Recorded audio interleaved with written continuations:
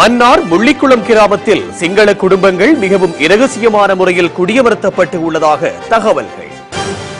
நில அபகரிப்புக்கு எதிராக வலிகாமம் வடக்கில் ஆர்ப்பாட்டத்தில் ஈடுபட்டுள்ள மக்கள் மீது தாக்குதல். சர்வாதிகார மற்றும் ஊழல் ஆட்சியை இல்லாது ஒழிப்பதற்காக பொது எதிரணியில் இணையுமாறு ஐக்கிய தேசிய கட்சி கோரிக்கை.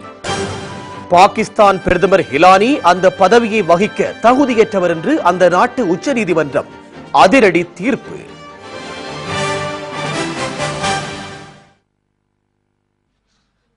அவை தலைப்புச் செய்திகள். இனி விரிவான செய்திகள். இலங்கையின் வடமேற்கு கரையோர பிரதேசமான மன்னார் முசலி பிரதேச செயலாளர் பிரிவுக்கு உட்பட்ட முள்ளிக்குளம் கிராமத்தில் தற்போது கடற்படையினரின் குடும்பங்கள் மிகவும் இரகசியமான முறையில் குடியமர்த்தப்பட்ட நிலையில் வாழ்ந்து வருவதாக அதிர்ச்சி தகவல்கள் வெளியாகியுள்ளன. யுத்தம் இடம்பெற்ற காலப்பகுதியான 2007ஆம் ஆண்டு செப்டம்பர் மாதம் 7ஆம் தேதி முள்ளிக்குளம் கிராமத்தைச் சேர்ந்த 400 குடும்பங்கள் உட்பட முசலியில் உதவி அரசாங்க அதிபர் பிரதேசத்துக்கு உட்பட்ட அனைத்து கிராமத்து மக்களும் தமது சொந்த இடங்களில் இருந்து இடம்பெயர்ந்தனர். இந்த நிலையில் யுத்தம் முடிவுக்கு கொண்டு வரப்பட்ட பின் குறித்த பிரதேசங்களில் உள்ள மக்கள் கடந்த 2009, 2010ஆம் ஆண்டுகளில் அவர்களின் சொந்த இடங்களில் மீள் குடியேற்றம் செய்யப்பட்டனர். இதன்போது கரளிக்குடி, மரிச்சுக்கட்டி, பாலைக்குழி, மொட்டை தீவு ஆகிய கிராமங்களைச் சேர்ந்த முஸ்லிம் மக்களும் பூக்குளம் கிராமத்தைச் சேர்ந்த நீர்கொழும்பு மக்களும் அடிப்படை வசதிகளுடன் மீள் குடியேற்றம் செய்யப்பட்டனர். ஆனால் முள்ளிக்குளம் கிராமத்து மக்கள் மாத்திரம் மீள் குடியேற்றம் செய்யப்படவில்லை. இந்த நிலையில் தம்மை சொந்த கிராமத்தில் மீள் குடியேற்றம் செய்யுமாறு கடந்த 5 வருடங்களாக முள்ளிக்குளம் கிராமத்து மக்கள் மேற்கொண்டு வந்த முயற்சிகளின் பலனாக அண்மையில் முள்ளிக்குளம் கிராமத்தில் குடியமர்த்தாது அருகிலுள்ள கிராமத்தில் குடியேற்றம் செய்யப்பட்டு உள்ளன. எனினும் முள்ளிக்குளம் கிராமம் கடற்படையினுடைய முழுமையான பாதுகாப்பிலேயே காணப்படுகிறது. இந்த நிலையில் குறித்த முள்ளிக்குளம் கிராமத்தை அண்டிய பகுதிகளுக்கு சென்ற கிராம மக்களுக்கு அதிர்ச்சியை ஊட்டுகின்ற தடயங்கள் காணப்பட்டுள்ளன. குறித்த கிராமத்திற்குள் இருக்கும் மக்களுடைய வீடுகள் பல திருத்தப்பட்ட நிலையில் சிங்கள மக்கள் குடும்பமாக வாழ்ந்து வரும் விடயம் தெரிய வந்துள்ளது. கடற்படையினர் தமது குடும்பங்களை அழைத்து வந்து தமிழ் மக்களின் வாழ்விடங்களை ஆக்கிரமித்து தமது குடும்பங்களை குடியேற்றியுள்ளதாக மக்கள் கவலை தெரிவித்துள்ளனர். சுமார் 100க்கும் மேற்பட்ட குடும்பங்கள் அங்கு வாழ்ந்து வருவதாக தெரிவிக்கும் முள்ளிக்குளம் கிராம மக்கள் எவரும் உள்ளே சென்று பார்க்க முடியாத அளவிற்கு பாதுகாப்பு பலப்படுத்தப்பட்டு உள்ளதாகவும் தெரிவிக்கின்றனர். முள்ளிக்குளம் கிராமத்தில் உள்ள வயற்காணியில் தற்போது கடற்படையினர் சிறுபோக நெற்பயிற்சியை மேற்கொண்டு வருவதோடு மரக்கறி தோட்டம் ஒன்றையும் செய்து வருவதாகவும் தெரிவித்தனர். முள்ளிக்குளம் பகுதியில் உள்ள கடற்கரையில் கடல் உணவுகளை பிடித்து தென்பகுதிக்கு ஏற்றுமதி செய்வதாகவும் தெரிவித்தனர். தமது சொந்த மண்ணில் தம்மை மீள் குடியேற விடாது அதனை அதி உயர் பாதுகாப்பு வலயமாக்கி கடற்படையினர் தங்கள் குடும்பங்களை குடியமர்த்திவிட்டு தம்மை நடுக்காடுகளில் குடியமர அனுமதித்துள்ளமை எந்த வகையில் நியாயமானது என்றும் முள்ளிக்குளம் மக்கள் கேள்வி எழுப்பியுள்ளனர். இலங்கையின் வடபகுதியில் இடம்பெறும் அரசின் திட்டமிட்ட நில அபகரிப்பினை எதிர்த்தும் மக்கள் முழுமையாக மீள் குடியேற்றம் செய்ய கோரியும் யாழ்ப்பாணம் வலிகாமம் வடக்கில் இன்று மேற்கொள்ளப்பட்ட ஆர்ப்பாட்டத்தில் கலந்து கொண்ட மக்கள் மீது தாக்குதல் நடத்தப்பட்டுள்ளது. தெல்லிப்பளை துர்க்கியம்மன் கோவிலுக்கு முன்னால் நடைபெற்ற இந்த ஆர்ப்பாட்டத்தில் கலந்து கொள்வதற்காக வடமராட்சியிலிருந்து சுன்னாகம் வழியாக பஸ் வண்டியில் செல்ல முற்பட்டவர்கள் மீது புன்னாலை கட்டுவனில் வைத்து கழிவு எண்ணெய் ஊற்றப்பட்டு தாக்குதல் நடத்தப்பட்டு உள்ளதாக தெரிவிக்கப்படுகிறது. எவ்வாறாயினும் படைத்தரப்பினரதும் படை புலனாய்வு பிரிவுகளதும் தடைகளையும் மீறி வலிகாமம் வடக்கு பிரதேச சபை தலைவர் சுகிர்தன் தலைமையில் இடம்பெற்ற இந்த ஆர்ப்பாட்டத்தில் சுமார் 250 பேர் வரையான மக்கள் கலந்து கொண்டனர். தெல்லிப்பளை துர்க்கியம்மன் ஆலயத்தில் பூசை வழிபாடுகளை மேற்கொண்ட பின்னர் ஆலயத்திலிருந்து ஊர்வலமாக தெல்லிப்பளை பிரதேச செயலாளரிடம் மகஜர் ஒன்றை கையளிக்க சென்ற மக்களை தடுத்த கலகம் அடக்கும் போலீசார் ஆலய வாசலை விட்டு வெளியே செல்ல விடாது தடுத்தனர். இதனையடுத்து ஆர்ப்பாட்டக்காரர்களுக்கும் போலீசாருக்கும் இடையே முறுகல் நிலை ஏற்பட்டது. அதனையடுத்து கூட்டமைப்பின் நாடாளுமன்ற உறுப்பினர் மாவை சேனாதிராஜாவும் காங்கேசன்துறை போலீஸ் அத்தியட்சரும் இணக்கப்பாட்டுக்கு வந்ததன் அடிப்படையில் குறிப்பிட்ட சிலரோடு சென்று மகஜர் கையளிக்க அனுமதிக்கப்பட்டது. இதனையடுத்து உதவி பிரதேச செயலாளர் கே பிரபாகரமூர்த்தியிடம் மகஜர் கையளிக்கப்பட்டது. அத்துடன் மகஜரின் ஒரு பிரதி மாவை சேனாதிராஜாவிடமும் கையளிக்கப்பட்டது. இந்த ஆர்ப்பாட்டத்தில் யாழ் மாவட்ட தமிழ் தேசிய கூட்டமைப்பு நாடாளுமன்ற உறுப்பினர் மாவை சேனாதிராஜா, முன்னாள் நாடாளுமன்ற உறுப்பினர்களான சிவாஜிலிங்கம், கஜேந்திரன் மற்றும் CBK சிவஞானம், என் வித்யாதரன், பிரதேச சபைகளின் தலைவர்கள், உறுப்பினர்கள் உள்ளிட்ட வலிகாமம் வடக்கு பொதுமக்கள் என்று பலரும் கலந்து கொண்டனர். இந்த நிலையில் நிலம் அபகரிக்கப்படுவதற்கு எதிர்ப்பு தெரிவித்து வலிகாமம் வடக்கில் நடைபெற்ற இந்த ஆர்ப்பாட்டத்தில் கலந்து கொண்டு திரும்பிய பொதுமக்கள் மீது இனம் தெரியாத சிலர் தாக்குதல் நடத்தியுள்ளனர். ஆர்ப்பாட்டத்தில் ஈடுபட்டுவிட்டு பருத்தித்துறை சுப்பர்மட முகாமில் வாழும் மக்கள் மினிபஸ் ஒன்றில் வீடு திரும்பியுள்ளனர். சுன்னாகம் புகையிரத கடமைக்கு அண்மையாக மினிபஸ் சென்று கொண்டிருந்த வேளையில் மோட்டார் சைக்கிளில் வந்த இனம் தெரியாதவர்கள் பஸ் மீது கல்லெறிந்து தாக்குதல் மேற்கொண்டதுடன் பஸ்ஸில் பயணித்த மக்கள் மீது கழிவு ஓயில் ஊற்றியுள்ளனர். 3 மோட்டார் சைக்கிள்களில் முகத்தை மூடிய தொப்பி அணிந்தபடி வந்த 6 பேர் இந்த தாக்குதலை மேற்கொண்டதாக பாதிக்கப்பட்டவர்கள் தெரிவித்தனர். சுன்னாகத்திலிருந்து மோட்டார் சைக்கிளில் தொடர்ந்து விரட்டி வந்தவர்கள் பொன்னாலை கட்டுவன் சந்திக்கு அண்மையாக வைத்து பாரிய கல்லினால் மினிபஸ் மீது தாக்கியதில் பஸ்ஸின் பின்பக்க கண்ணாடி உடைந்துள்ளதுடன் கல்லும் பஸ்ஸில் சென்று விழுந்துள்ளது. இந்த சம்பவத்தில் எவருக்கும் காயம் எதுவும் ஏற்படவில்லை. இதேவேளை தங்களை தமது சொந்த இடங்களில் மீள்குடியேற்றுமாறு கோரி மாதகல் மேற்கு கிராம அலுவலர் பிரிவைச் சேர்ந்த மக்கள் யாழ் மாவட்ட செயலகத்திற்கு முன்பாக இன்று ஆர்ப்பாட்டம் ஒன்றை நடத்தியுள்ளனர். கடந்த 90ஆம் ஆண்டிலிருந்து குறித்த பகுதியை விட்டு இடம்பெயர்ந்த தாம் யுத்தம் நிறைவடைந்த சூழலிலும் அகதிகளாகவே வாழ்வதாகவும் தற்போது வேற்றுக்காணியிலும் உறவினர் காணியிலும் மிகுந்த சிரமத்தோடு வாழ்ந்து வருவதாகவும் இந்த மக்கள் தெரிவித்தனர். மாதகல் மேற்கு பகுதிகளில் புதைக்கப்பட்ட கன்னிவெடிகளை அகற்றி தங்களை மீள்குடியேற்றுமாறும் அவர்கள் கேட்டுக் கொண்டுள்ளனர். கடந்த ஆண்டு மீள்குடியேற்ற அரசு அனுமதி அளித்த போதும் மாதகலில் நிலை கொண்டுள்ள கடற்படையினர் தடுத்து வருவதாகவும் அந்த மக்கள் குற்றம் சாட்டியுள்ளனர். ஆர்ப்பாட்டத்தில் ஈடுபட்ட மக்கள் யாழ் மாவட்ட செயலகத்தில் நடைபெற்ற காணி சுவீகரிப்பு தொடர்பான கூட்டத்தில் கலந்து கொண்டு திரும்பிய அமைச்சர் டக்ளஸ் தேவானந்தாவிடம் தமது கோரிக்கைகள் தொடர்பில் கலந்துரையாடியுள்ளனர். குறித்த மக்களின் மீள் குடியேற்றம் தொடர்பில் ஜனாதிபதியின் கவனத்திற்கு கொண்டு சென்று நடவடிக்கை எடுக்கப்படும் எனவும் காலப்போக்கில் தான் இதற்கான தீர்வு கிடைக்கும் என்றும் அந்த வேளையில் நீங்கள் உங்கள் இடங்களில் மீள் குடியமர்த்தப்படுவீர்கள் என்றும் அமைச்சர் தெரிவித்துள்ளார். இதனையடுத்து தங்களது கோரிக்கை அடங்கிய மகஜரை அமைச்சர் டக்ளஸ் தேவானந்தாவிடம் யாழ் மாவட்ட செயலாளரிடமும் மக்கள் கையளித்தனர். தமது வாழ்விடங்களை விட்டு கடற்படையினர் வெளியேற வேண்டும் என்று இந்த மகஜரில் மாதகல் மக்கள் கோரிக்கை விடுத்துள்ளனர். யாழ் குடாநாட்டில் உள்ள அரசு காணிகளை பெற்றுக்கொண்ட பின்னர் படையினர் தங்கியுள்ள தனியார் காணிகள் 2-3 மாதங்களுக்குள் பொதுமக்களிடம் கையளிக்கப்படும் என்று வடமாகாண ஆளுநர் மேஜர் ஜெனரல் GS சந்திரசிறி தெரிவித்துள்ளார். யாழ் குடாநாட்டில் அரச காணிகள் என்று எதுவும் இல்லை என்றும் பொதுமக்களின் சேவைகளுக்காகவே திணைக்களங்களுக்கு ஒதுக்கப்பட்ட காணிகளே உள்ளன என்று பிரதேச செயலாளர்கள் குறிப்பிடும் நிலையிலேயே வடமாகாண ஆளுநர் இவ்வாறு தெரிவித்துள்ளார். யாழ் குடாநாட்டில் நிலை கொண்டுள்ள இராணுவத்தினர் உட்பட அரச படையினர் நில அபகரிப்பில் ஈடுபட்டு உள்ளதாக தெரிவிக்கப்படும் குற்றச்சாட்டை முழுமையாக நிராகரித்த வடமாகாண ஆளுநர் சந்திரஸ்ரீ போர் இடம்பெற்ற காலத்திலிருந்து அரச படையினர் நிலை கொண்டுள்ள தனியார் காணிகளை உரியவர்களிடம் தற்போது ஒப்படைத்து வருவதாகவும் குறிப்பிட்டார். அதேவேளை எஞ்சிய தனியார் காணிகள் மற்றும் வீடுகளையும் கூடிய விரைவில் உரியவர்களிடம் ஒப்படைப்பதற்காகவே படையினர் அரச காணிகளுக்கு இடம் நகர்த்த நடவடிக்கை எடுக்கப்பட்டு உள்ளதாகவும் இதற்கான காணிகள் தற்போது அடையாளம் காணப்பட்டு வருவதாகவும் தெரிவித்தார். இதற்கமைய படையினர் நிலை கொண்டுள்ள தனியார் காணிகளை 2 அல்லது 3 மாதங்களுக்குள் உரிமையாளர்களிடம் படையினர் ஒப்படைத்து விடுவர் என்றும் தெரிவித்தார். இதேவேளை யாழ் குடாநாட்டில் தனியாருக்கு சொந்தமான 400 வீடுகளில் இராணுவத்தினர் தற்போது தங்கியுள்ளதாக யாழ் மாவட்ட கட்டளை தளபதி மேஜர் ஜெனரல் மஹிந்த ஹத்துருசிங்க ஊடகங்களுக்கு தெரிவித்திருந்தமை குறிப்பிடத்தக்கது. இலங்கையில் வாழும் தமிழ் மக்களை ஒட்டுமொத்தமாக வெளியேற்றிவிட்டு இலங்கையை ஒரு தனி சிங்கள பௌத்த நாடாக மாற்றும் எண்ணத்திலேயே இலங்கை அரசும் இராணுவத்தினரும் வடக்கில் காணிகளை பலவந்தமாக கையகப்படுத்தும் நடவடிக்கையில் தீவிரம் காட்டி வருவதாக தமிழ் தேசிய கூட்டமைப்பின் பேச்சாளரும் யாழ் மாவட்ட நாடாளுமன்ற உறுப்பினருமான சுரேஷ் பிரேமச்சந்திரன் தெரிவிக்கின்றார்.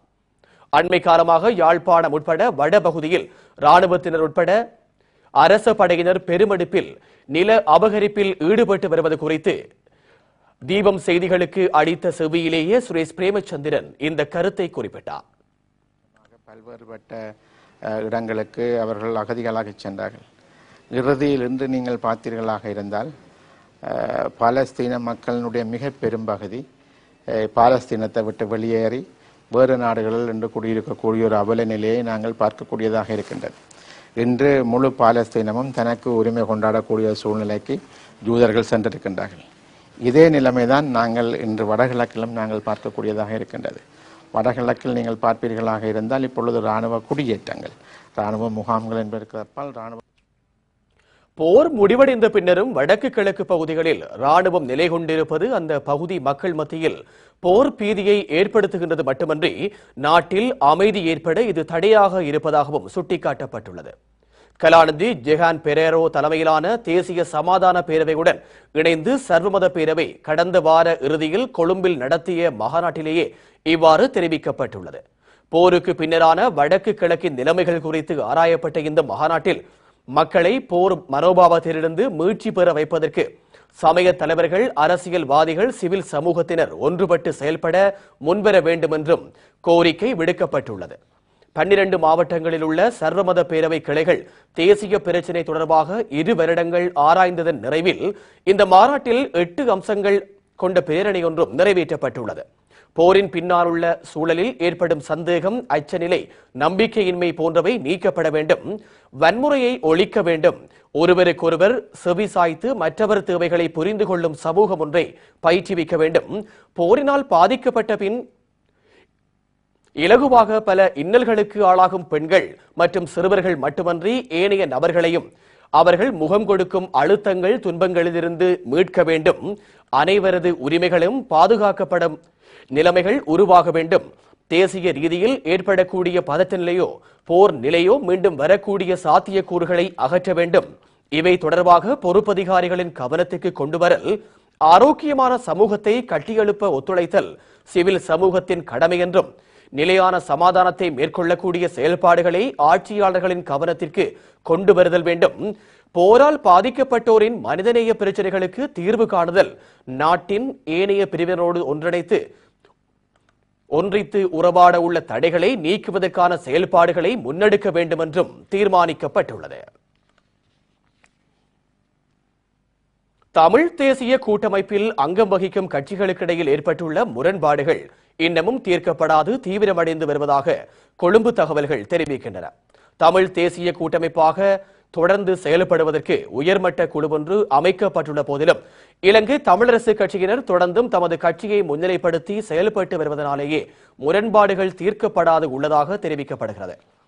தமிழ் தேசிய கூட்டமைப்பில் அங்கம் வகிக்கும் கட்சிகளுக்கிடையே ஏற்பட்டுள்ள முரண்பாடுகளுக்கு தீர்வு காண்பதற்காக கூட்டமைப்பில் அங்கம் வகிக்கும் 4 கட்சிகளின் கூட்டம் எதிர்வரும் ஞாயிற்றுக்கிழமை கொழும்பில் நடைபெறும் என்று தெரிவிக்கப்படுகிறது.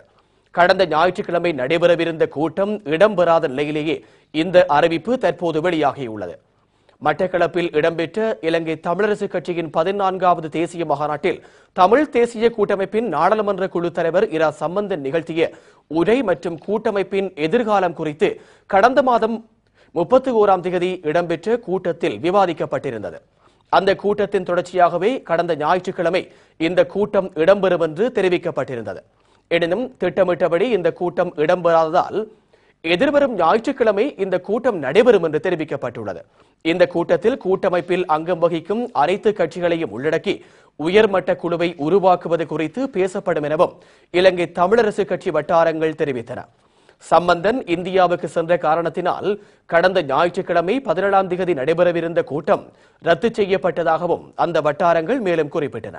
ஆனால் அடுத்த ஞாயிற்றுக்கிழமை இடம்பெறவுள்ள கூட்டத்தில் ஏற்றுக்கொள்ளக்கூடிய தீர்மானங்கள் எடுக்கப்படவில்லையானால் புதிய தமிழ் தேசிய கூட்டமைப்பு ஒன்றை உருவாக்குவது என்ற முடிவில் மாற்றமில்லை என்று கூட்டமைப்பில் அங்கம் வகிக்கும் ஏனைய கட்சி தலைவர்கள் சம்பந்தனுக்கு எச்சரிக்கை விடுத்துள்ளனர். இலங்கை தமிழரசு கட்சியின் செயல்பாடுகளினால் தமிழ் தேசிய கூட்டமைப்பில் அங்கம் வகிக்கும் ஏனைய கட்சிகள் தமிழர் விடுதலை கூட்டணியின் உதயசூரியன் சின்னத்தில் புதிய தமிழ் தேசிய கூட்டமைப்பு ஒன்றை உருவாக்க இறுதி தீர்மானம் எடுத்துள்ளதாகவும் மற்றுமொரு நம்பகமான தகவல்கள் தெரிவிக்கின்றது. இபிஆர்எல்எஃப் பொதுச் செயலாளர் சுரேஷ் பிரேமச்சந்திரன், டெலோ, பிளொட் ஆகிய கட்சிகள் இணைந்து தமிழர் விடுதலை கூட்டணியின் உதயசூரியன் சின்னத்தில் ஒரு கட்சியாக பதிவு செய்வது தொடர்பான கலந்துரையாடல் ஒன்றும் கொழும்பில் நடைபெற்றுள்ளது. நாடாளுமன்ற உறுப்பினர் சுரேஷ் பிரேமச்சந்திரன் பிளொட் தலைவர் தர்மலிங்கம் சித்தார்த்தனை அவரது அலுவலகத்தில் நேற்று இரவு நீண்ட நேரம் சந்தித்து இந்த விடயம் குறித்து பேசியுள்ளார். முரண்பாடுகளுக்கு தீர்வு காண்பது தொடர்பாக தமிழ் தேசிய கூட்டமைப்பில் அங்கம் வகிக்கும் கட்சிகளின் தலைவர்களின் கூட்டத்தில் தீர்மானிக்கப்பட்ட போதிலும் இலங்கை தமிழரசு கட்சியை முன்னிலைப்படுத்துவதற்கான செயல்பாடுகள் தீவிரமாக இடம்பெறுவதாகவும் சுரேஷ் பிரேமச்சந்திரன் கவலை தெரிவித்துள்ளார். இதனால் கூட்டமைப்பின் ஒற்றுமை தொடர்பாக தொடர்ந்தும் பேசுவது என்பது சாத்தியப்படக்கூடியது அல்ல என்று தெரிவித்துள்ள அவர், அதனாலேயே புதிய தமிழ் தேசிய கூட்டமைப்பு ஒன்றை உருவாக்குவதுதான் மாற்று வழி என்று தமிழரசு கட்சி தவிர்ந்த ஏனைய தமிழ் கட்சிகளின் தலைவர்கள் முடிவெடுத்துள்ளதாகவும் சுரேஷ் பிரேமச்சந்திரன் தெரிவித்துள்ளார். இதற்கமைய அடுத்த சில நாட்களுக்குள் புதிய தமிழ் தேசிய கூட்டமைப்பு குறித்த அறிவிப்புகள் வெளியாகலாம் என்று எதிர்பார்க்கப்படுவதாக கொழும்பு தகவல்கள் தெரிவிக்கின்றன. இலங்கை அரசாங்கத்தின் சர்வாதிகார மற்றும் ஊழல் ஆட்சியை இல்லாது ஒழிப்பதற்கு நாட்டிற்கு ஐக்கியப்பட்ட பொது எதிரணி ஒன்று தேவை என்று ஐக்கிய தேசிய கட்சி தெரிவித்துள்ளது. இதனால் அரசாங்கத்தின் ஊழல் மோசடி நிறைந்த தற்போதைய சர்வாதிகார ஆட்சிக்கு முடிவு கட்ட ஒன்றிணையுமாறு முன்னாள் ராணுவ தளபதி சரத் பொன்சேகா உள்ளிட்ட அனைத்து அரசியல் கட்சிகளுக்கும் ஐக்கிய தேசிய கட்சி அழைப்பு விடுத்துள்ளது. கொழும்பில் உள்ள எதிர்க்கட்சி தலைவர் அலுவலகத்தில் இன்று நடைபெற்ற ஊடகவியலாளர் மாநாட்டிலேயே இந்த அறிவிப்பை திஸ்ஸ அத்தநாயக்க வெளியிட்டுள்ளார். இங்கு மேலும் கருத்து தெரிவித்த திஸ்ஸ அத்தநாயக்க, பிரிந்து நின்று அரசாங்கத்தை எதிர்கொள்வது சாத்தியமில்லாததன் காரணமாக அனைத்து எதிர்க்கட்சிகளும் எங்களுடன் இணைய வேண்டியது அவசியம்.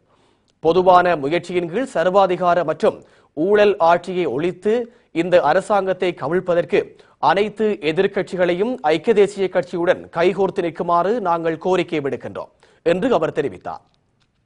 அடுத்த மாதம் முதல் வாரத்தில் இருந்து கொழும்பு உட்பட சகல மாவட்டங்களிலும் அரசாங்கத்திற்கு எதிரான ஆர்ப்பாட்டங்களையும் தொடர்ச்சியாக நடத்தவுள்ளதாகவும் தெரிவித்துள்ள அவர், எதிர்க்கட்சிகளில் பின்னால் மக்கள் அணி திரள தயாராக இருப்பதாகவும் தெரிவித்தார். சரத் பொன்சேகாவின் பங்களிப்பு மிகவும் முக்கியமானது என்று குறிப்பிட்ட அவர், இதனால் கட்சி வேறுபாடுகளின்றி பொது எதிரடி என்ற அடிப்படையில் அனைத்து எதிர்க்கட்சிகளும் செயல்பட வேண்டும் என்றும் குறிப்பிட்டார். பொது எதிரணி ஒன்றை உருவாக்க வேண்டும் என்று சரத் பொன்சேகா கூறியுள்ள நிலையில் பொது எதிரணி ஒன்றை உருவாக்குவதுதான் ஐக்கிய தேசிய கட்சியின் நோக்கம் என்றும் திஸ்ஸ அத்தநாயக்க மேலும் தெரிவித்துள்ளார்.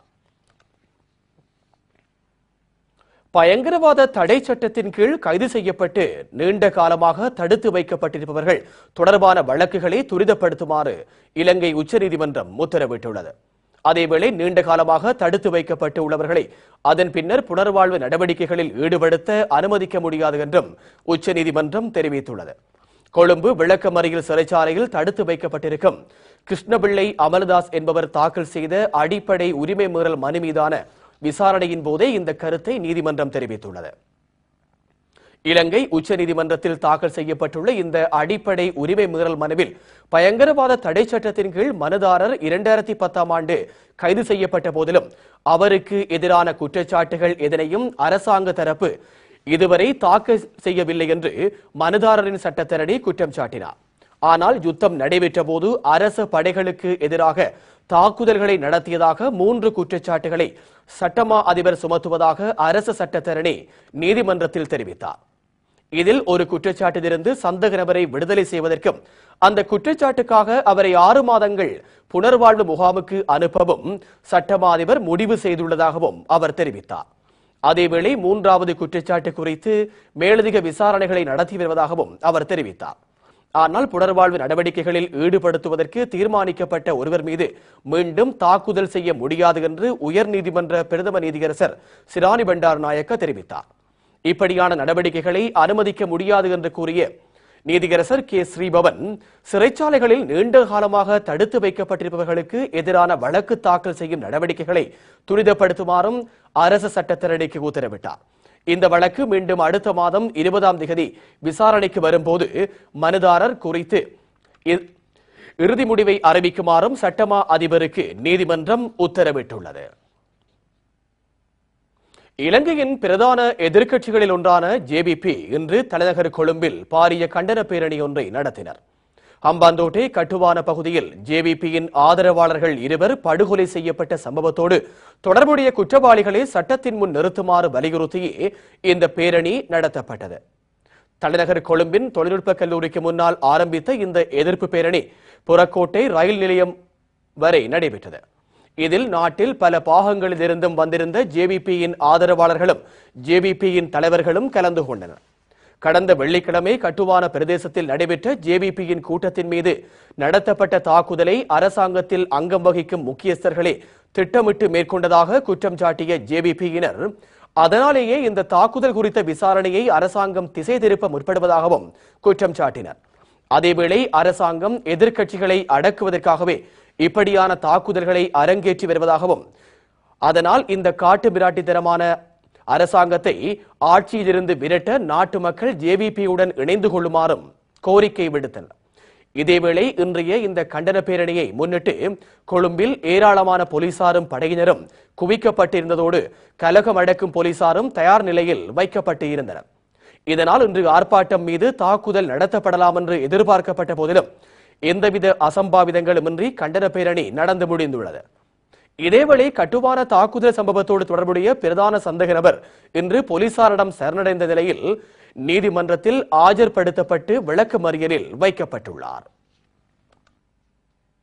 பாகிஸ்தான் பிரதமர் யூசுப் ரஸா ஹிலானிக்கு அந்த பதவியில் இருப்பதற்கு தகுதி இல்லை என்று அந்த நாட்டு உச்சநீதிமன்றம் தெரிவித்துள்ளது. நீதிமன்ற உத்தரவை அவமதித்த குற்றத்திற்காக 2 மாதங்களுக்கு முன்னர் தண்டிக்கப்பட்ட நிலையிலேயே பாகிஸ்தான் உச்சநீதிமன்றம் இன்று அந்த தீர்ப்பை அறிவித்துள்ளது. பாகிஸ்தான் அதிபர் ஆசிப் அலி ஜர்தாரி உட்பட பல தலைவர்களுக்கு எதிரான ஊழல் வழக்குகளை அந்த நாட்டு அரசு விசாரணைக்கு எடுக்காமல் வழக்கை முடித்துவிட்டது. அந்த வழக்குகளை மீண்டும் விசாரணைக்கு எடுக்குமாறு உச்சநீதிமன்றம் பிரதமர் யூசுப் ரஸா ஹிலானிக்கு உத்தரவிட்டு கடந்த ஜனவரி மாதம் 16ஆம் தேதி வரை கால அவகாசம் கொடுத்திருந்தது. ஆனால் அரசு எவ்வித நடவடிக்கையும் எடுக்காததால் கடந்த ஜனவரி மாதம் 16ஆம் தேதி பிரதமர் யூசுப் ரஸா ஹிலானிக்கு நீதிமன்ற அவமதிப்பு செய்ததாக அவருக்கு அழைப்பாணை கொடுத்ததோடு அவரை ஜனவரி மாதம் 19ஆம் தேதி நீதிமன்றத்தில் ஆஜராகுமாறு உத்தரவிட்டது. அதன்படி அவரும் நீதிமன்றத்தில் ஆஜரானார். வழக்கை விசாரித்த நீதிமன்றம் ஹிலானி நீதிமன்றத்தை அவமதித்து விட்டார் என்று கடந்த ஏப்ரல் மாதம் 26ஆம் தேதி தீர்ப்பு வழங்கியது. இதனையடுத்து ஹிலானி பிரதமராக இருக்க தகுதியில்லாதவர் என்று தேசிய சபை சபாநாயகர் பஹ்மிதா அறிவித்தார்.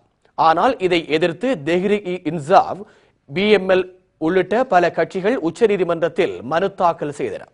இந்த மனுக்கள் இன்று விசாரணைக்கு எடுத்துக்கொண்ட பாகிஸ்தான் தலைமை நீதிபதி இப்திகார் சவுத்ரி அடங்கிய உச்சநீதிமன்ற நீதிபதிகள் குழு நீதிமன்ற அவமதிப்பு வழக்கின் தீர்ப்பு வெளியான ஏப்ரல் 26ஆம் தேதியிலிருந்தே பிரதமராக இருக்கும் தகுதியை ஹிலானி இழந்து விட்டார் என்று அறிவித்தனர்.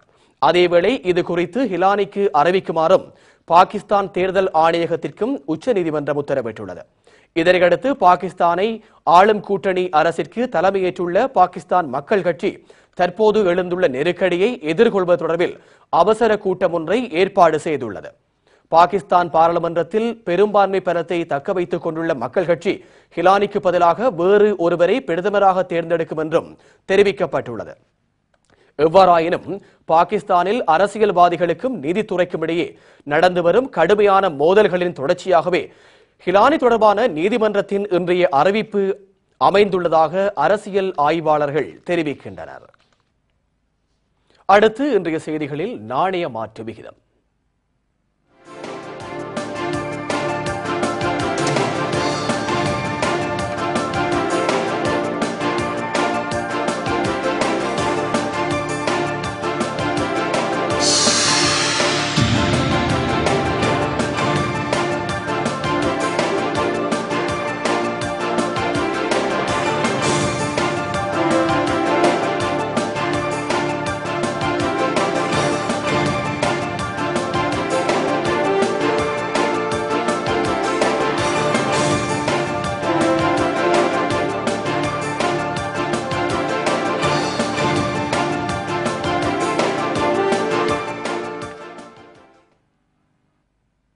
அடுத்து நாளைய வானிலை. ஆதரவு வழங்குவோர்